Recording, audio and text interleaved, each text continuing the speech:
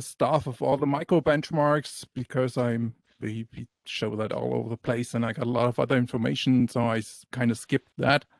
Maybe I do it next time again. I would like to start out. You got that read by Renee this morning already, I guess. So I start out with a overview what the performance work is we do actually. Then I know that we've seen from Stefan this morning some of the compression data. I got a little bit more for you of information what the compressor can do for you. So I think it's still worth going over the charts here. Then I got a use case for Elasticsearch where we did performance consulting for a customer, which turned out to be to have a lot of tuning knobs, and I would like to go over the changes we recommended for the customer, so you have an idea what we do when we do a performance consulting for the customer.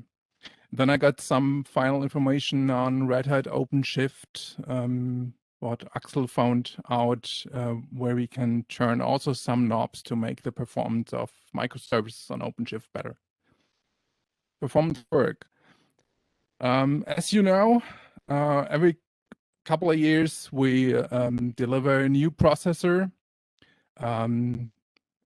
Each time we develop a new processor, we take a look into performance.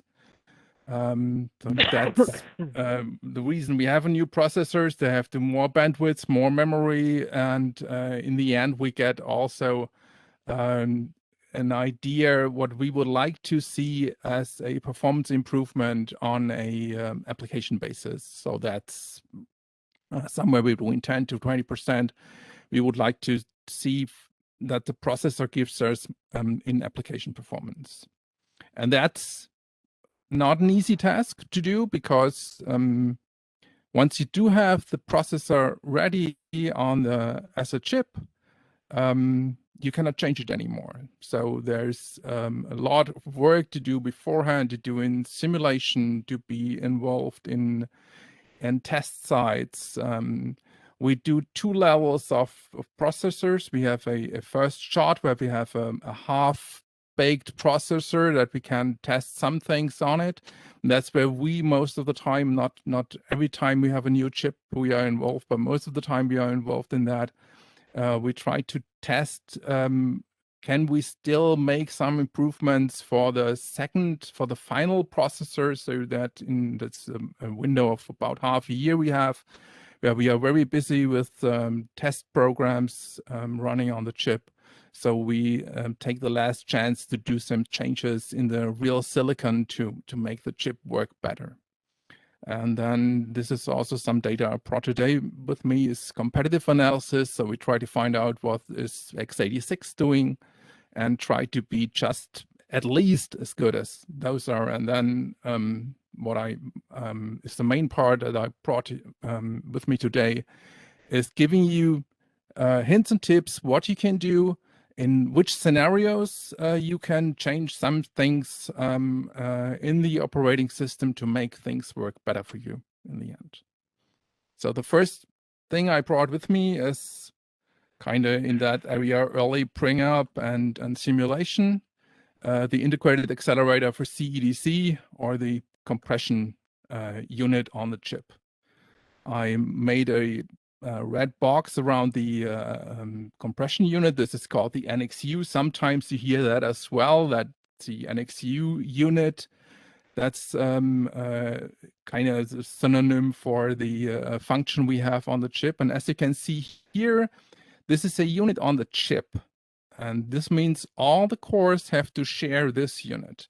So if one core is doing compression and has a lot of data and is using all the resources of that unit, the others cannot compress anymore. So that was one of the first things we had to verify, that we have enough performance in that unit, that's a single unit on the chip, that all the cores still can benefit from it. And that was one very interesting thing to see, that with a single core, you cannot make full use of the compression unit. on the chip. So you have, when one is really using it up as good as it can, you still have some performance left for a second core at least.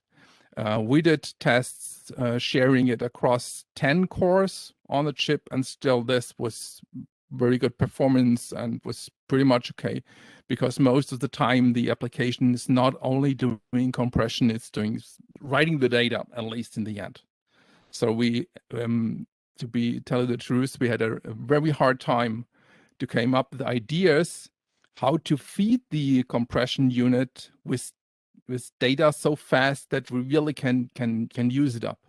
So you cannot afford to write data to the disk in the first place, because that takes a whole lot more time than the compression itself. And then as soon as you start writing data to the disk, you see that what Stefan this morning said, that it's very hard to see the time that's done for the compression at all in the end, and really sometimes got the impression there's no compression done at all, because that's not taking any time.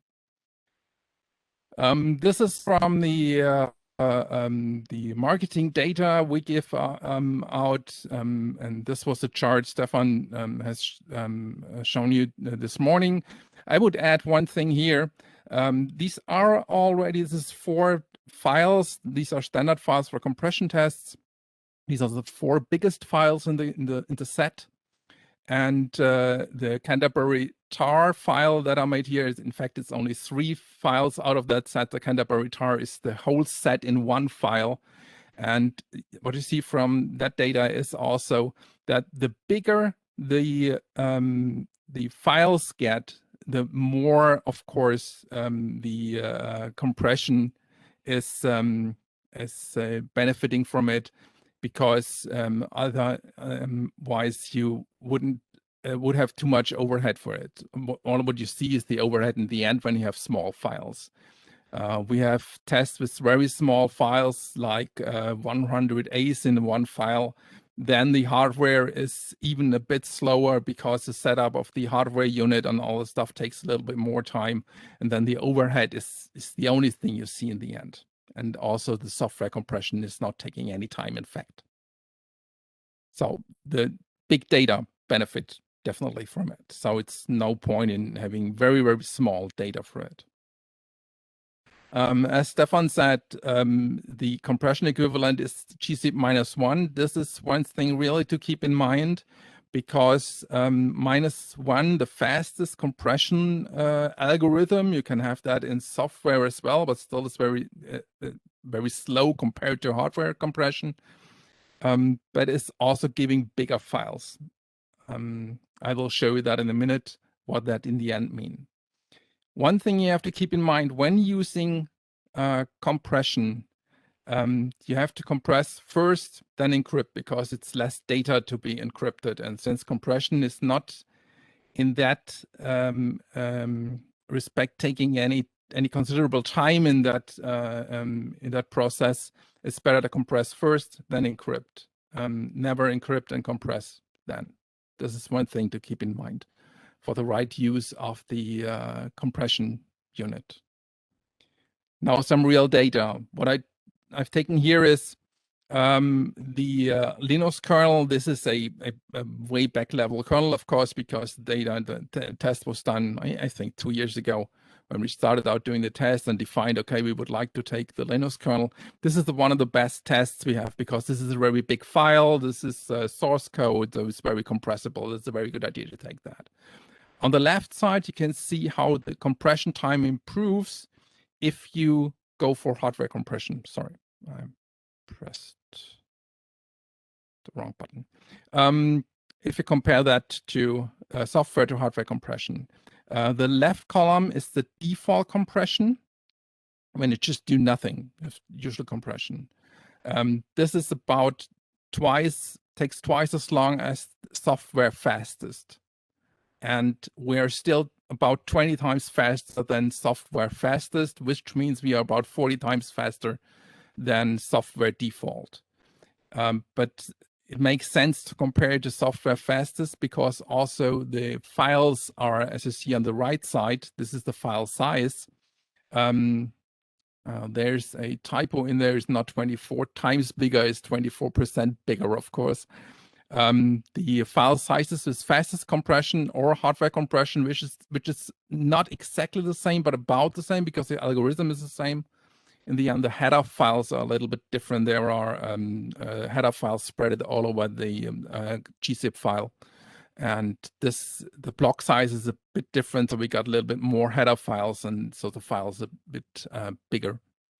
But it's comparable, and it's about 24% bigger if you have faster compression, but that's the same in software as well. But you have to be aware of that.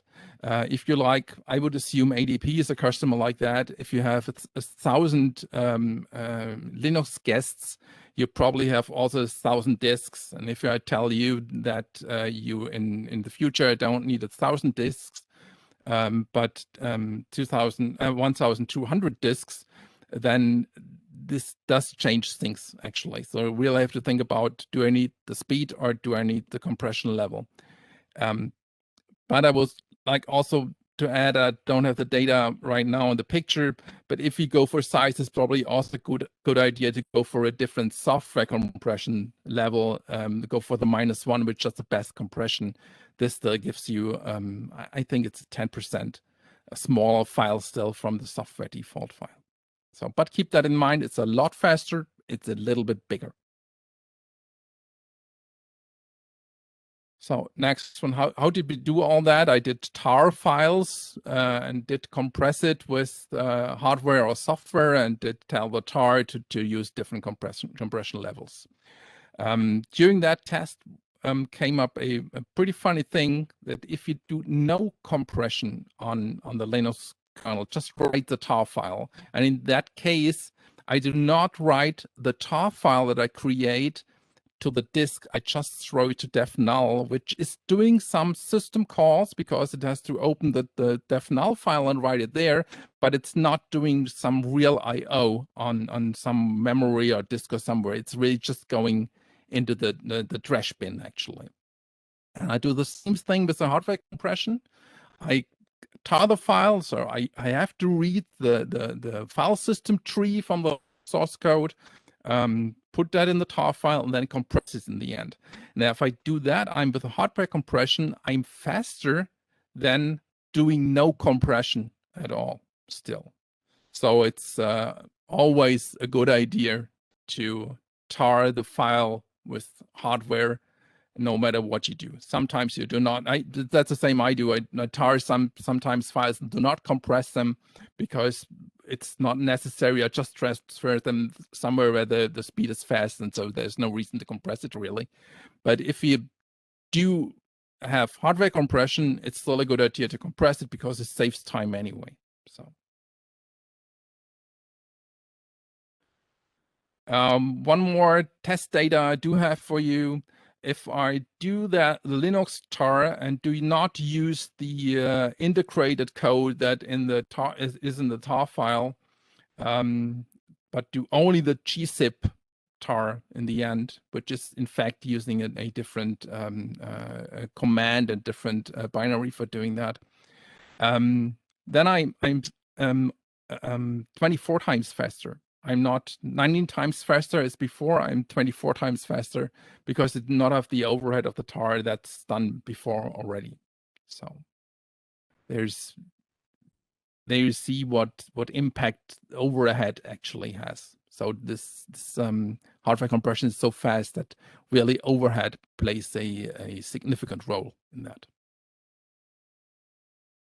I got some more real life application data. This is also from the marketing data we have, where you see that you can also benefit from compressing network data. If you compress the HTTPS data before the encryption on the C15, you can turn that on in the web server to do that. And there you can also see that you got about factor of 2 benefit from turning on the compression without having a lot of CPU consumption, of course, because it's done in the hardware unit, which is not taking up the CPU cycles because it's taking not a lot of time compared to anything else you can do. It's probably even saving CPU cycles because you don't have to transfer that much. Yeah. Real customer example we had is a Elasticsearch example. A customer asked us for some help with Elasticsearch tuning. This is done from our expert Mark Bayerle for Java performance. Elasticsearch is a search engine. It's the most popular search engine actually right now, and it's used for full text searches, regular documents, HTML pages, source code.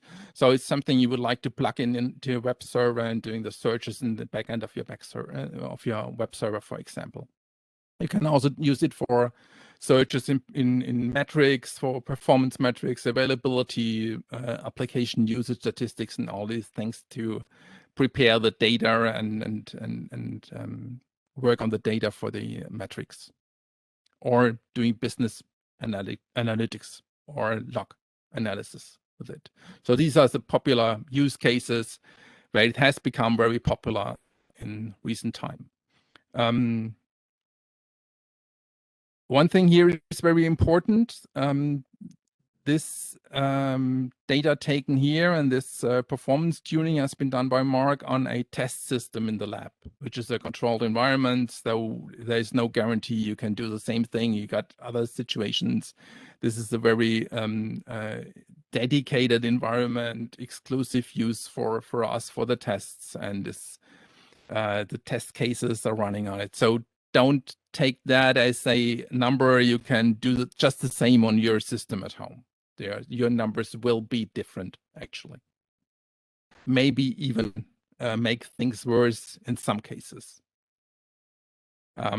This is already the overview of the different changes Mark has done. You can see the baseline on the left side, which is marked as 100%. And then we got stepwise improvements for things Mark has changed during the tuning knobs. And I would like to go over those. I think it's 7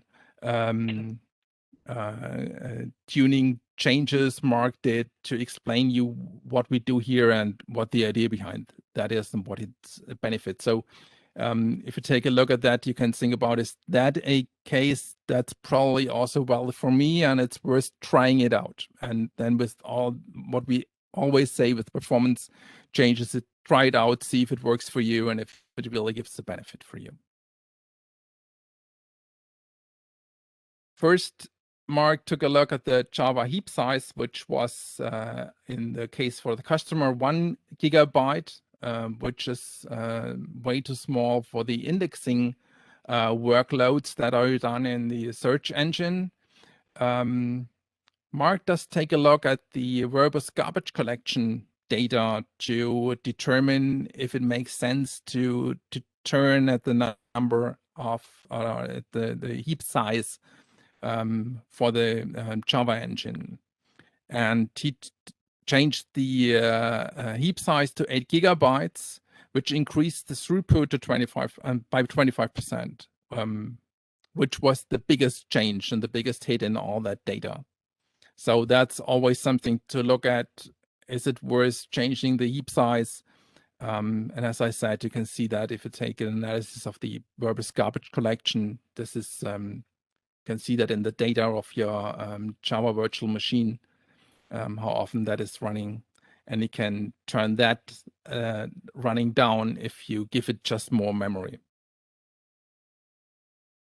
One other thing Mark took a look at is the index data showed a heavy utilization in the disk statistics. And it was always over 95% in utilization. And so he thought about using stripes for the logical volumes. And one best practice here is use as many stripes as there are physical volumes, which he did. And I don't know the number here, but I think on the chart it was about an 8% change in the data, because that's what the search engine most of the time does, is going over the indexes in the data, and it's reading that all the time. Then we get back to the integrated accelerator for CDC. He turned on compression because he saw with perf, you can dive into your binary and see in which subroutines it's spending the most time.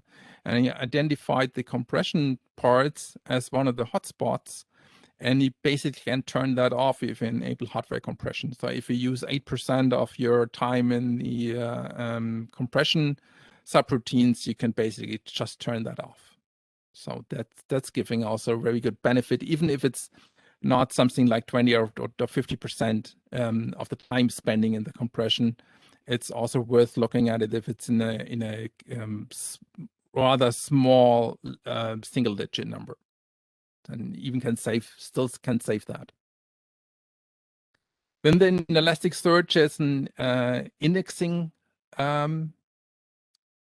buffer, and he increased the size of that indexing buffer to 25% of the available Java heap, which sounds a bit big in the first space because we just said Java heap was 8 gigabytes, and so 2 gigabytes for the indexing buffer. But since this is doing most of the time indexing work, this is worth it to do it. He also found some recommendations to go even higher and did some tests as well with that, and found out that going higher than 25% did not change too much anymore. So 25% was the most reasonable choice to go here.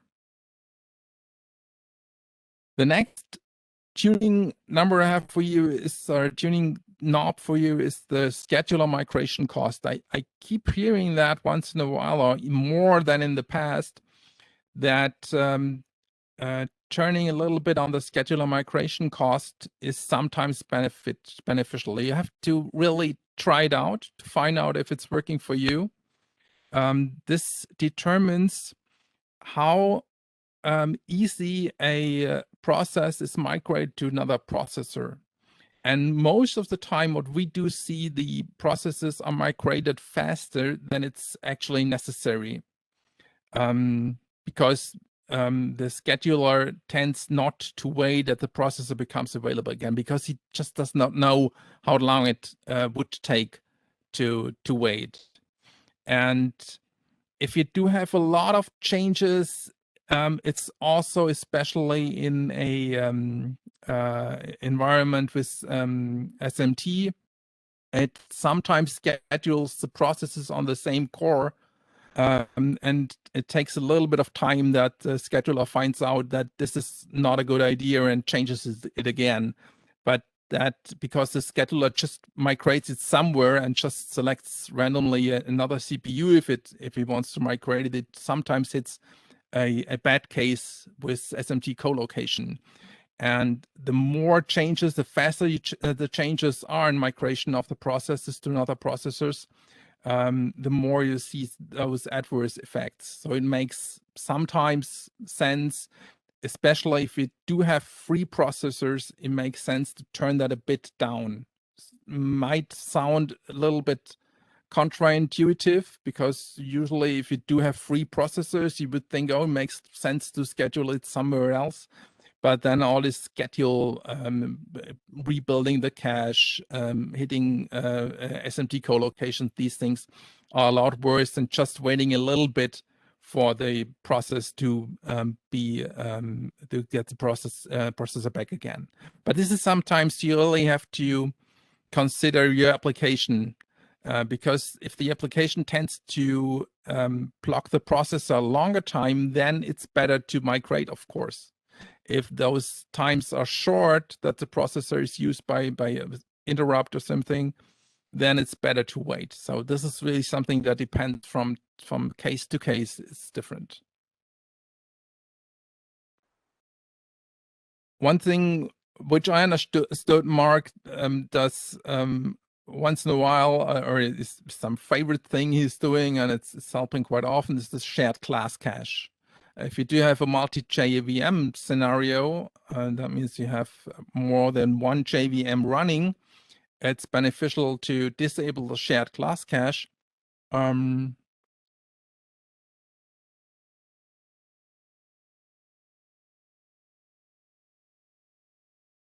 Just let me think about that. Isn't the other way around? The shared class cache is used for not compiling the bytecode again. So it's beneficial for those things if you do that. The catch here is that the code quality is somewhat lower. And so you can disable the shared class cache to get a better code quality in the end. So this is usually a good option, but was a better thing to turn it off in that case. A very good tuning point is, and this helps for most customers in most cases, is the Pauseless garbage collection that was introduced with C14, when I remember it right. It does not actually improve CPU cost by magic, but because you still have to do the garbage collection, but it improves the pause times of the garbage collection you have. I have a picture for that to see that. This is a regular garbage collection, which you have by default. If you turn on the pauseless garbage collection, it tends to use the processors even during the garbage collection for other things, and the exclusive use goes a little bit down. But if you would add up all those blue areas, it's probably maybe even more CPU usage with the process garbage collection. But since you can do other things in the same time, you don't have to wait so much. I could just go a little bit back in the time. As you can see here, your times where you have to wait for the garbage collection to finish is a lot longer. You can benefit in your application in the end. Was that a question? Okay, I cannot see the chat, so I cannot react to that. I'm sorry. Yeah, I'll keep an eye on the chat for you, Stefan. That's great. And the next one is the configure fixed tenure age for the garbage collection. This is for query heavy scenarios. Is this something to consider, that you configure a fixed tenure age? This is a very specific thing to do. Of course, I never heard of that one before, actually, but this is something marked it as a last point in that one, and came then to these 48% benefit for all the cumulative changes you made in that case. So it makes a lot of sense to look into those things. And I heard strace today before for looking into system calls and these things. And there's also Java tools to look into where are the hotspots, what can I do here to improve things. It makes sometimes a lot of sense to spend the time to take a look at that stuff, even if it's technically, of course, very deep to look into that. Then I do have one final thing. Axel did some work on Openshift with microservices, and there's a couple of things he learned about that. One of those is that when it turns on the received packet steering, which directs the interrupts that are incoming to specific CPUs, and in that case, the CPUs that have initiated the network transfer, then this is very beneficial because the caches are already located there. So it depends, of course, on the workload you have, on the kind of microservices you have. But there's, if you do have a lot of, have split up your application in a lot of microservices which do communicate a lot, then it makes sense to do exactly that, you do direct your interrupts and network work to do to that CPU that has initiated the network application, because there is your application most likely still running on that case. That's the idea about that, to get the network data right in the place where the application is running that wants to have the data.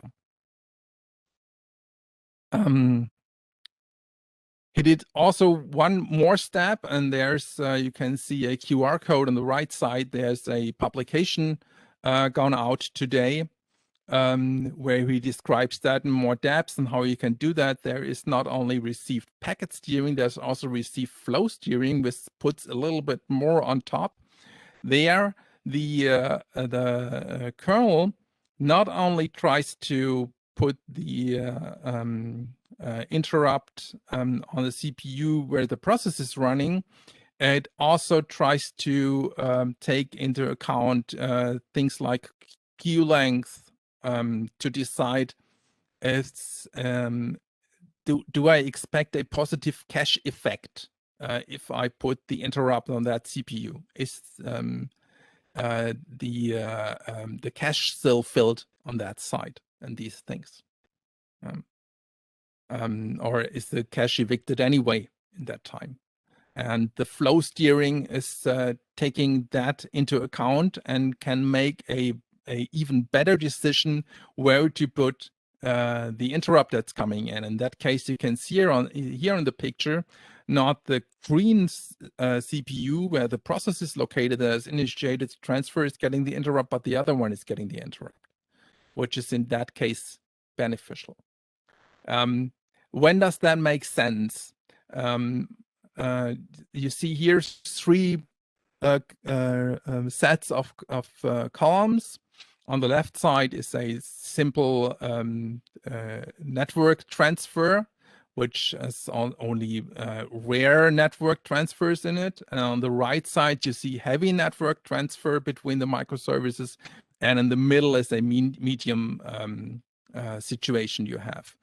And from the situation you do have on the 6 columns on the left side is co-located situation where the microservices are co-located in the same processor. And there you have on the left side no tuning, in the middle is the RPS situation, on the right side is remote flow steering situation. And on the right side, the 3 columns are the non-co-located stuff. And what you can see from that picture is that already in the medium network transfer situation, you do have to benefit quite a lot from the remote flow steering, the received flow steering, if it's non-collocated in that case. If it's collocated, the impact is not that big anyway. So, but if it's not collocated, then the impact is 50% better latency if you do a receive flow steering in that case. And the same is true for the right side. So the left of the 3, the no tuning column is always normed to 1. So you can also see that even the remote packet steering gives the 50% benefit in latency, and the remote flow steer, the received flow steering is even a little bit better still. So that's a good point to turn, good knob to tune here. There's one other hint we do have. If you have the default configuration from an OCP cluster, then the router and other infrastructure stuff tends to be on a worker node. And the cluster defines worker nodes and infra nodes. And it's a better idea to place your router, your monitoring solutions and all that stuff on one or more infra nodes, and keep that and keep the applications off of those infra nodes and keep the applications exclusive to the worker nodes. Because sometimes, especially monitoring solutions tend to run hot, and then you use up all your worker where your application is not making any progress anymore. So it makes a lot of sense to keep those separate. And there's on the right side a QR code again, where you find a link where there is a publication. I think Felipe is still with Red Hat. It's from Felipe Miranda, which some of you might know. He's done a good publication about how to tune this stuff. Yeah, I have to thank Axel, who did the OCP work, Mark, who's our Java performance analyst, and I get the marketing stuff from Dominic Röhm. from the team who's mainly doing these proof points for IBM C. I hope you got a good overview of a today pretty broad performance analysis topics I brought with me. And remember at least some of the tuning knobs if you stumbled across it. And remember to enable the integrated accelerator if you do not care too much about size. So that's the only hint here. If you do care a lot about size for the compressed data, it's probably worth turning the software compression to -9 in that case. But if it's if this is not a special did not have a special eye on that one, it's always a good idea to turn the integrated accelerator for CDC on in that case. Use C hardware compression. I got that will be in the charts I load up here for performance data. You can take a look at information we do have on our websites for you. Thank you for your attention. I hope you learned something.